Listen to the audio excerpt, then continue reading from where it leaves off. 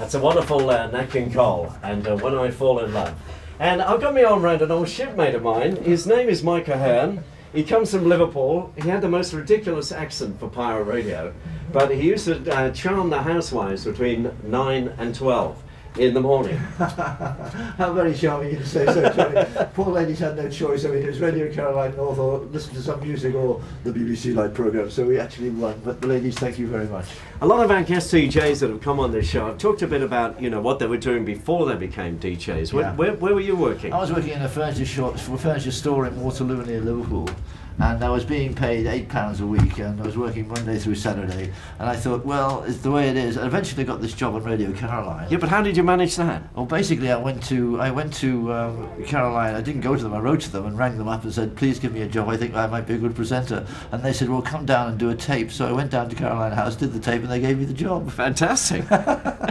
So the Caroline North ship, the Miyamiko was the South ship. The North ship was a huge ship. It was an old ferry, wasn't it? She was a big old ferry, and normally on a calm day she was 20 feet out of the water, which wasn't too bad, but on rough days she could be 40 feet out of the water, and there was a very slim rope ladder going down the side. The idea was to grab this rope ladder and haul yourself up. At 22 years old, of course, I didn't mind. When I got alongside in the storm, I thought 40 feet, this is too much. The worst time was coming off in a storm. Yeah, but the South ship, the Miyamiko, was much smaller, wasn't it? Did you get a shock when you saw it the first time? I did indeed, because I thought she was a very unsafe ship, because she used to roll and pitch, and she was definitely not the northern ship, and I thought one of these days this ship is going to sink, and she did.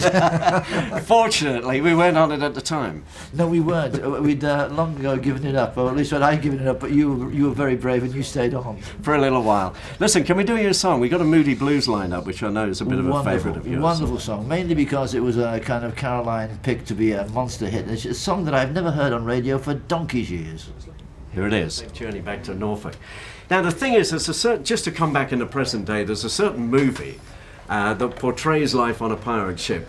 And they've got their own cook out there, they have a great time on the ship. Yes. And the reality back in the 1960s, it wasn't quite like that. Sometimes we had very strict captains who would hardly let you do anything. Did you ever have a problem? Yes, I did. I was once making a bacon sandwich, I remember, at 10 o'clock at night with a guy called Mark Sloan, whose name is Pat Hamilton.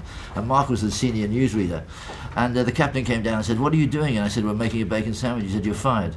You're out of limits. So he called the tender out, sent me on shore, and I rang Rowan O'Reilly in London, who was the owner, and said, I've been sent off for making a bacon sandwich. He said, I'm coming right down. He came right down, jumped the tender, got out again, put me back on the ship, fired the captain, and said, if Michael wants to make a bacon sandwich, he can make a bacon sandwich. That was the most trouble I ever got into with the captain.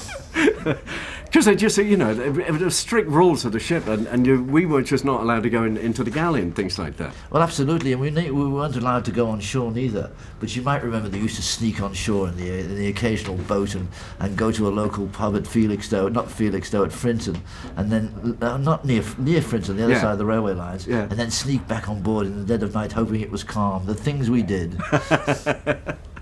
And then after you went around to Radio 1, you didn't stay there that long, then you went off to Australia, didn't you? Yes, I did. I spent 20 years in Australian radio, which is absolutely wonderful. I still have connections in Australian radio. Just came back from a month there. So it's without the experience that Radio Caroline gave me, I wouldn't be anywhere near as no, I don't want to say talented, as near halfway getting these radio programs as I do. So I must thank Australian radio, Radio 1 and Caroline for that. All right, Mike, great to see you. Thanks for coming by. Thank you very much indeed, Johnny. That was Mike Ahern. His favourite song is his from David Garrick.